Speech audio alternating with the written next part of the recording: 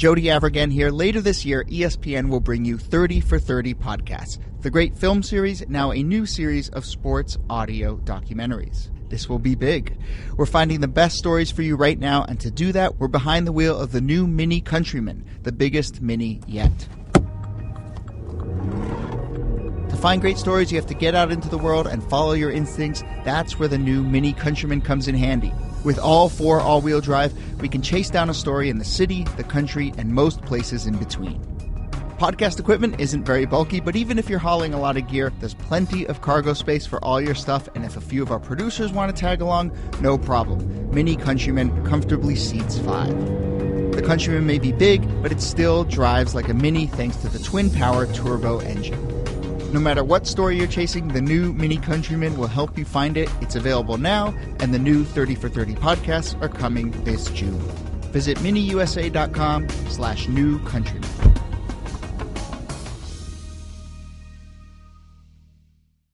Don Batard. America is addicted to its technology, and it's really unhealthy. I keep having this discussion with my wife because she is on that phone nonstop. And what I have asked for our family to do moving forward is let's figure out a time where all of us put our phones away and none of us use them till the next morning. Stugotz. Yeah, but nobody wants to be with you. That just dawned on me. Thanks, Dan. This is the Don Batard Show with the Stugotz on ESPN Radio. ESPN Radio is presented by Progressive Insurance. Paul Shaffer expected to join us in just a minute here on the Shell Pennzoil Performance Line. Here's your SportsCenter update. This Saturday, exclusively on ESPN, it's the Battle of Brisbane. Manny Pacquiao will defend his WBO welterweight title live as he aims for his 60th career win, facing Australia's undefeated #1 world-rated contender, Jeff the Hornet Horn. The Battle of Brisbane this Saturday, July 1st at 10 p.m. Eastern, exclusively on ESPN, ESPN Deportes, and the ESPN app. 7-time major champion John McEnroe, when asked, can confidently say Serena Williams has earned the designation as the greatest woman to ever play tennis. However, to play tennis. However, in an interview Sunday as part of the book tour promoting his new memoir, But Seriously, McEnroe qualified her greatness by telling NPR that if Serena played on the men's circuit, she'd be like number 700 in the world. And finally, Walt Ferber has gained nearly 600 followers and is being followed by Marty Smith. For all the latest headlines and information, tune in to SportsCenter on ESPN Radio all throughout the day. Paul Shaffer with us now, a part of my childhood, really. His new album, Paul Shaffer and the World's Most Dangerous Band, is available now. For tickets and tour dates, visit paulshaffer.net. He was always the sunshine near David Letterman's edginess. Thank you, Paul, for being on with us. I'm curious, what was your last job before that show, before the David Letterman show? Well, I mean, first of all, the David Letterman show was 33 years long. So, you know, we're talking 35 years ago. I spent 2 years freelancing as a studio musician, playing the piano on records and jingles and stuff. And before that, the first 5 years of Saturday Night Live, 75 through 80. That was the original cast of Gilda Radner, John Belushi, Chevy Chase, Dan Aykroyd, Lorraine Newman, Jane Curtin. Is that how you Darren came? Morris. Is that how you came to be a part of the Blues Brothers? Yes, absolutely.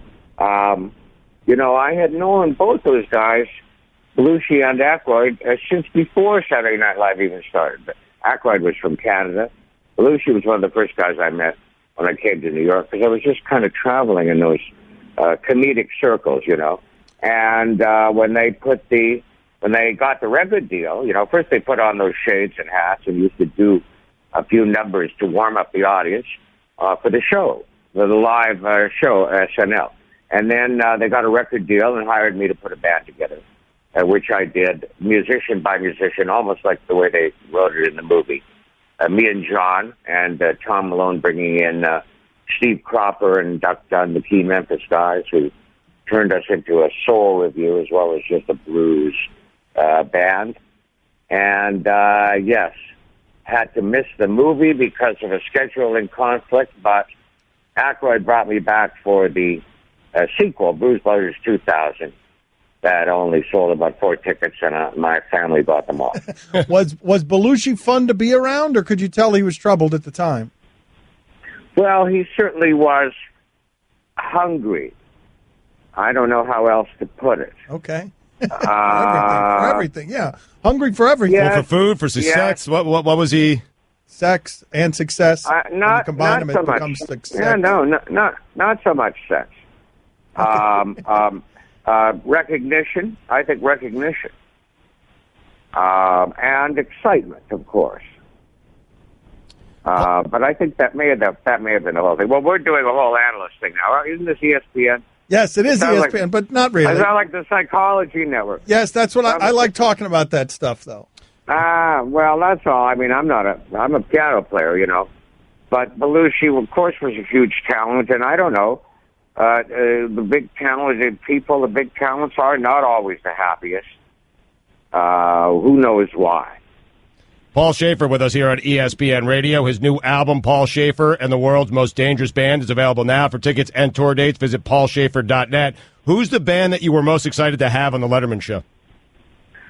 Oh, my goodness. Well, I mean, there were a number of them. George Clinton and, the P-Funk Band, of course, one of my favorites. But James Brown, who didn't bring his whole band, just 2 horn players, and played with my band, I think, back in '82, one of the first guys to do it. That he really, I never got over that. That was the most exciting day. Were you awed in the presence of James Brown? Could you even speak to him? Or No, I was able to speak to him, and in fact, I had to, sometimes intercede almost, because as soulful a guy as he was, and he invented so much of the stuff that we're still dancing to today. He wasn't, a school musician. I had my New York musicians here, and only so much time to rehearse. He wasn't used to having so little time, When I jumped in, he gave it up to me almost in the rehearsal, and let me work, and we worked very well together. And then he came on many times after that. Every time was like $1 million music lesson for me. Huh. That had to be so cool. That had to feel like an accomplishment for you, for James Brown to cede the floor, even though he wasn't classically trained, for him to cede the floor to you. Absolutely, and I talk a lot about him in my live show that I'm doing the last weekend. I'm doing my last 3 dates this coming weekend in Interlochen, Michigan, and in St. Charles, Illinois, and then to Minneapolis. But I talk about seeing James Brown for the first time on the Tammy Show, which was the first rock concert movie, actually, that played in the theater, and it had all the 60s acts, including the Rolling Stones, who closed and had to follow James Brown. Well, James, first time I'd ever seen him, he reduced the audience to, just goo. I'd never seen anything like. Everybody was just wasted and blown out after he left the stage. With that show, we never see anything like it, So then to get to work with him later, it was a big thrill. New album, Paul Shaffer and the World's Most Dangerous Band, available now. For tickets and tour dates, visit paulshaffer.net. Can you give me a number? Answer this question. Number of times that you and David Letterman got into an argument. Oh, maybe only once. And it was right on the air. That was the amazing thing about Dave. Anything that he had to tell me about, how he wanted me to do the job, he would tell me right on the air. There was no meeting afterwards. But that was the craziness of the show and how real it really was. Talk about reality TV. I mean, it really was. What you saw was what was going on. So what was the argument? And I don't know. Well, one time, it is hilarious, really. Todd Rundgren was going to sit in. Todd Rundgren, one of Dave's favorites. He didn't have any time to rehearse. He had sat in a number of times with us. So I said, well, come anyway, and we'll just play, standards and, Sunshine of Your Love and all the stuff you like to play. And, but we'll have the one I saw the light, Dave's favorite. We'll make sure we can learn that one. And here we go. Well, Dave was so disappointed that he wasn't hearing all the Todd Rundgren music that he got on my case. And he was, every time we would play Sun, and he would say, well, there they said Paul and band with Todd Rundgren, featuring that great Todd Rundgren song, Sunshine of Your Love, which, of course, was by The Cream. And he was just on the all, and I absolutely watched it on television. It's embarrassing to talk about. But I started yelling at him. It's so great to even think about because you're so docile and kind and gentle and warm. We were a little bit tightly wound, though, I have to admit, during that show. And I look back, we were, you just kind of get wound up and you never unwind because there's always a show that, well, you're doing daily show. It's just something about, the relentlessness of it. A privilege to get to do it, don't misunderstand. But that, I lost it. I started yelling. This guy came in, anything you want. He used to request all those weird, obscure 90s songs that I would have to learn. You want the Gin Blossoms? You got the Gin Blossoms. But I got to do, I was the craziest rant, too. Afterwards, I thought I was in trouble. I calmed down. I realized, oh, my God, what have I done? And I go up to see Dave, and he says, I don't care what you do. He said, you can do anything you want on this show. Don't feel bad about it. And he was the nicest about it, and the producer thought it was hilarious, which I guess it was. So, Well, Dave has to know if he's gotten you upset, he's probably wrong. Dave has to know that if he's gotten Paul Shaffer furious, he's probably in the wrong. Well, you know what? I don't know. His vision of this show was partly, we talk about real things on the show, but it's also just a game. And once I said to him after, he did a joke on me. I said, that was kind of a little after the show. That was a little harsh. And he said, well, don't forget, you can say anything back. So he was really just trying to get me to play along. You kind of only realize it later in retrospect. Paul, I think it goes without saying that you miss doing that show, but what do you miss most about doing that show? Well, I have to say the audience, not, an absolutely serious answer, to have that kind of audience so that every time you make a little musical joke or something, somebody out there might get it. There's nothing like that feeling, so it was a great privilege to have it. And we had it for 33 years. I mean, we were blessed. We had our share of it. When did it hit you with the most sadness that it was over?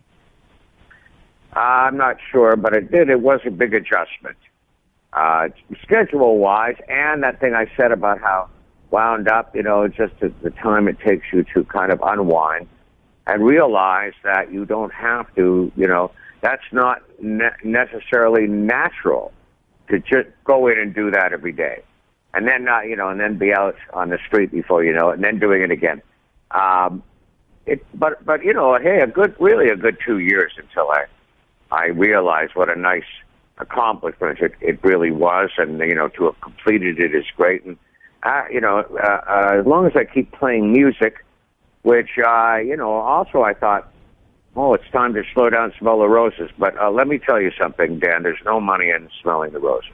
I just didn't have. I wasn't having any fun, but I started making the record, the CD, and I cheered up right away. So it was very clear to me, you got to keep playing the piano. That's what keeps me happy, and that's what I'm doing. Paul Shaffer and the World's Most Dangerous Band. It's available now. For tickets and tour dates, visit paulshaffer.net. Paul, thank you for making the time for us. We miss you. Fun to be with you, Dan. Thank you for having me.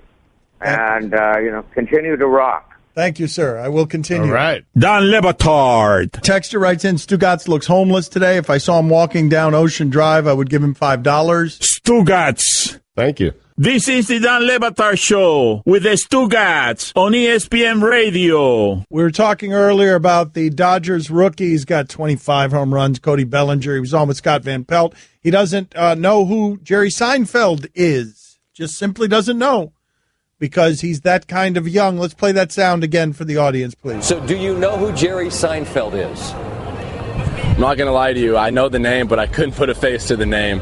Yeah, I don't know. I don't really know what he. That's incredible. I don't really know what he does, man. I'm sorry. No, you don't have to. You don't have to apologize for anything. It's just like he was kind of a popular guy that had a real popular TV show, and it's just a reminder that there's some younger dudes, and you're one of them. So, I mean, that's who he was. Yeah. He had a TV show. Awesome. Yeah, like I said, I know the name, but I don't know the face. I'm hearing from a lot of Cody Bellingers on not liking that Paul Shaffer interview, and it is something for us to monitor as this show ages, because I hated when I was young. I hated tuning into local sports radio and hearing some interview with, George Blanda or Garo Upremian. When do they get a hold of Jon Lovitz? 10 minutes on the Shell Pennzoil Performance Line. Jon Lovitz going to join us in 10 minutes. It's a good thing we have our antenna up for that. This hour awesome is the hour of this show aging. This right here is the tipping point as we slide precipitously into old age. Right from here, like the next stop is hospice. That seems like a bit of a leap, man. I'd like to think I have more time between now and hospice. No, this hour is the tipping point on when we're in hospice looking at each other. And you're making the same points that you made on the radio show. And I'm getting disgusted by you as I drool into my spittoon and urinate into a pan. Why are we in hospice together, man? Like hospice comes to you. Isn't that how it's going to happen? You and me at the very end just staring at each other. That's not how it's going to happen. Where are you going to be? You're going to be somewhere else? Who am I going to look at? Who am I going to be better than? I need you. What do you mean? Did you just break up with me? Like, I thought this is how... You don't plan hospice. I thought that's how this was going to go. It's just going to be you and me next to each other in hospice. I thought I was changing the bedpans. Mike, I pooped myself again. Get this out of here. It's starting to smell.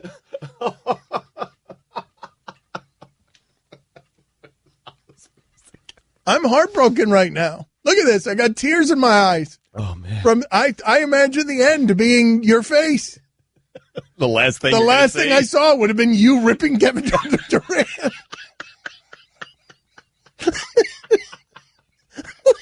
Don Batard. Blink 192. Stugotz. Miko. That's a fine. Oh, Blink 182. Ah, bleep it.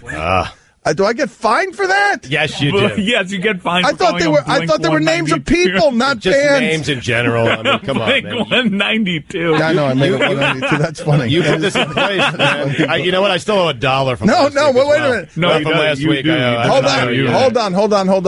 That should be more than $1, Dan. This is the Don Batard Show with the Stugotz on ESPN Radio. They just showed Giancarlo Stanton in the commercial for ESPN for the Home Run Derby. Yep. And he's wearing a sleeveless shirt. Oh, boy. He is all beefcake. Speaking of which, Jon Lovitz with us now. You can see John at the casino at Dania Beach, Saturday, July 15th. For tickets, go to casinodaniabeach.com. Jon Lovitz with us on ESPN Radio. First thing I want to ask you, I don't know if you get this question a lot. Thank you for making time for us, John. How close... Thank you for segueing from one beefcake to another. You're welcome, sir. How close were you to being Bad Boys? You and Dana Carvey. How close were you to being Will Smith and Martin Lawrence in Bad Boys? Oh, well, it was supposed to be us from the beginning. And then they'd worked on the script for 3 months. I mean, the script really wasn't very good. So they worked on it for 3 months. And then the head of the studio said, I don't want to do the thing you've been working on for 3 months. I want to do the original. What do you want to do? So I still wanted to do the movie, but then Dana didn't. So basically it fell apart. And you know what happened? It went over to Disney. It went over to Columbia Pictures. And the president of production said, why don't we do it with Will Smith and Martin Lawrence and switch it. And so, but I don't know why. But anyway, the president of production was this guy, Barry Josephson, who used to be my manager, who I'd fired. So I don't think that helped. Right. You okay, John? Yeah, that's a good question. I was going to ask that. Is everything okay? Yeah. Okay, no, because of the coughing and you sound a little winded. Is everything all right? Oh, cough. No, I have allergies, so it makes me cough. Okay, no problem. All right. John Lovitz with us. You can see John at the casino at Dania Beach Saturday, July 15th. For tickets, go to casinodaniabeach.com. Were you going to be Mike Lowry? Who? Were you going to be Will Smith's character? Were you going to be Will Smith or Martin Lawrence's character in Bad Boys? Oh, I didn't know the name of his character. It was like 20 years ago. That's all right. No, I would have 25. No, I would have been the Martin Lawrence character. Oh, okay. Actually, I came up with a little bit, which was eating a cheeseburger in the car, and they left that in the movie. But those guys, I mean, they're great guys, and they made it their own. You know what I mean? So it's not. You can't really. It's hard. You can't look at that movie and picture Dana and I because we would have made it our own. You know what I mean? So right. No, that's true. They made it their own, and I don't know. Things like that happen. If I told Jon Lovitz he had to put together a Mount Rushmore of Saturday Night Live, people in the history of Saturday Night Live, but you can only pick 4 of them. You're only allowed 4. Who are the 4 you're picking? You okay? Well, I always pick. Yes, I'm okay. I always pick the original. Are you okay? The original cast because they created the show. Okay. You sound like you're wheezing. You still smoking? Anyway, I told you I got like the allergies. No, I know. I'm just making sure you're okay. I always pick the original. Yeah, are you okay? Yeah, you okay? You okay? Yeah, I'm all right. How about you? I'm fine. Thanks for your concern. We've never met. Thanks for yours. I've never had anyone I've never met this concerned over me and my health, so I appreciate it. Okay, man. I'm a big fan, man. I'm concerned about you. Thank you. Okay. Well, as long as you're okay. I'm good. You okay? I do appreciate being on the show, and I'm glad you're okay. It's funny, John. No, I'm not okay. Finally. What's the difference? I'm doing the interview, whether I'm okay or not. Right. Who gives a crap? All right. So you're picking. You're picking. You don't care how I'm doing anyway. What the hell are you asking me for? It's you don't true. really care. It's so true. You don't even know me. It's so true. He doesn't. I love that he can spot your insincerity. I know. I love that you can spot his insincerity because you're so right, John. He doesn't care at all. He's asking you if you're okay. No, he doesn't. He works with you every day. You think he gives a crap about you? No. As long as you pay him. Right. All right. Yeah. You could be sick. They go, we replaced you with a new guy. He's like, good. I took my check. What are you allergic to? This guy. No, I'm kidding. Stugotz? Same thing as everyone. Dust. You okay? Why are you someplace that's so dusty, John? It's not. It just happens. What do you mean? Watch me on SNL. Watch me on anything. All of a sudden, you'll hear me start coughing.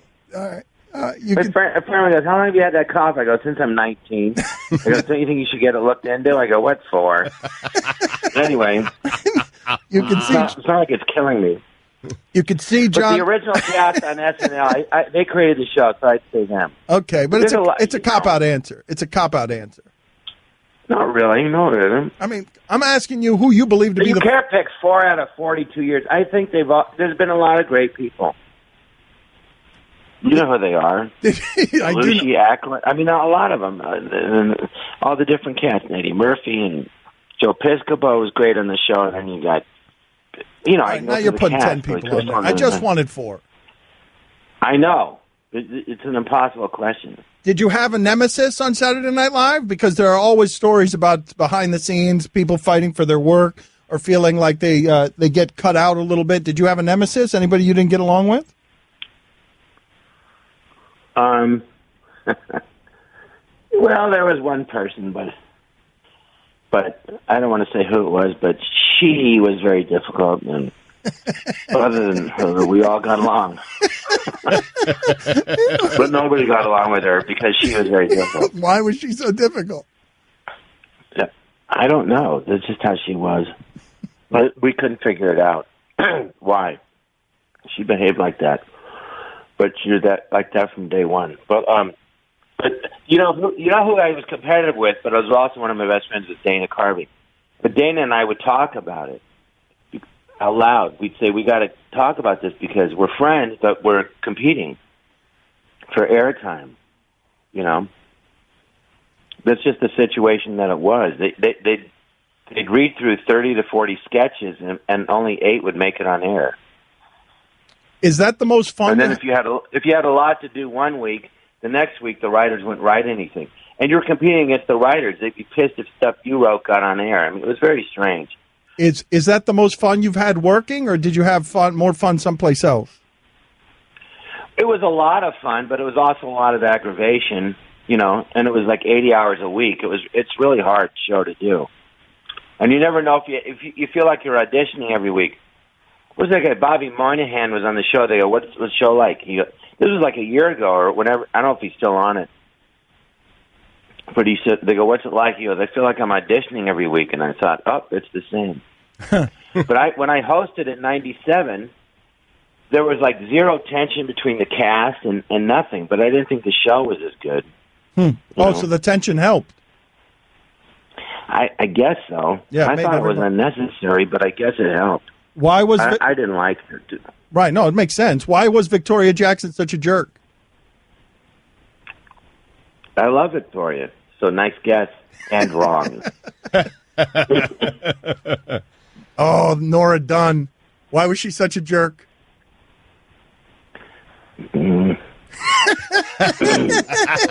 Coughing now. Where's You the okay, dust? John? Get the dust. Get the dust. Find the dust.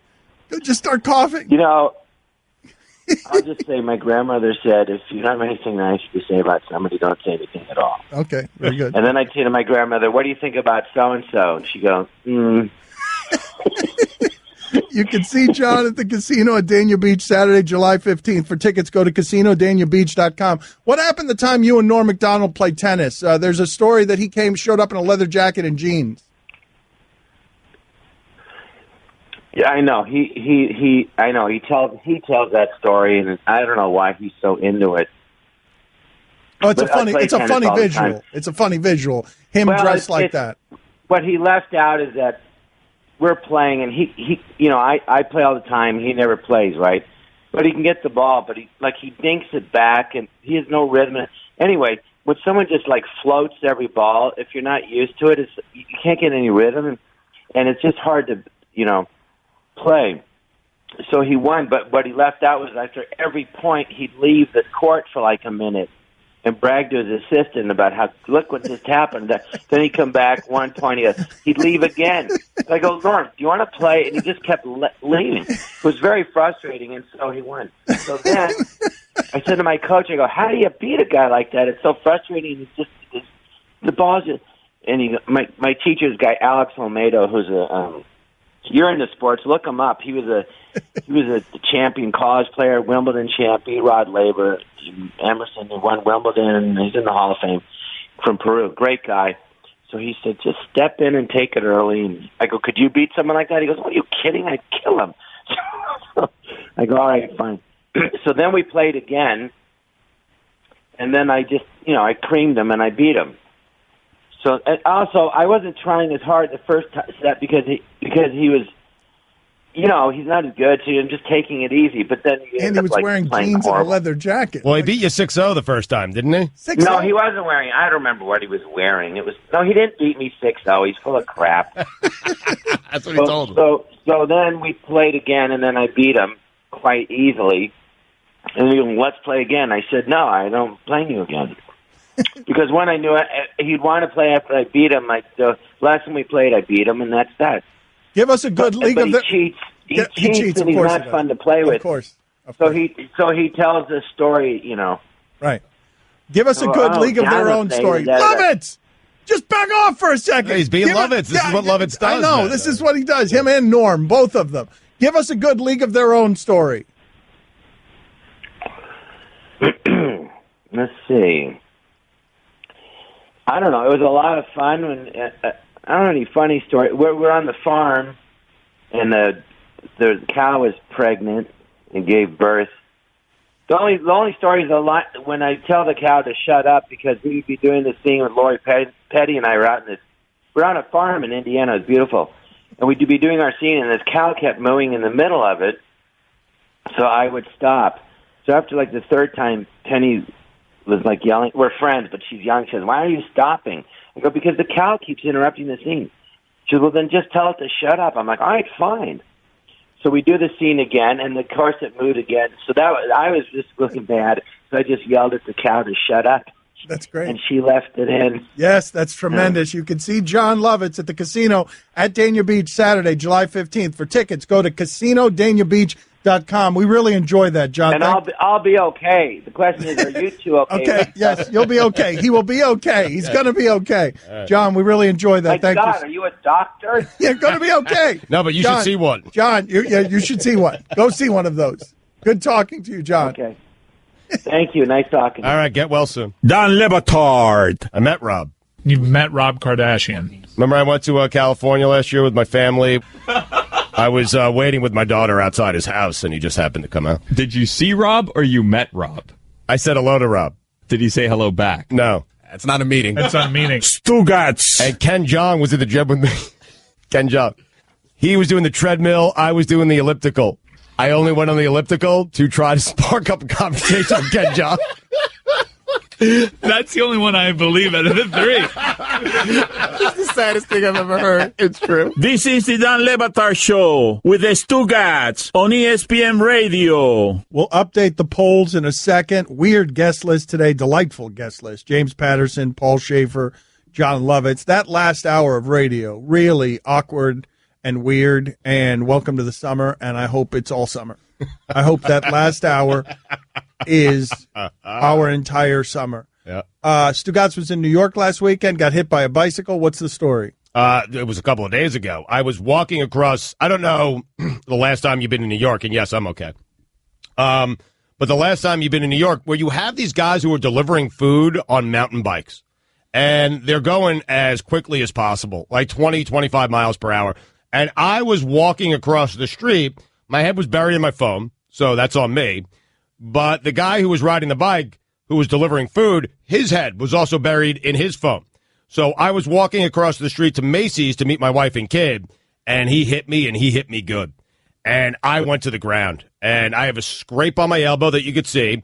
I have bruises all over my thigh. I have a bruise on the back of my leg near the bottom of my butt.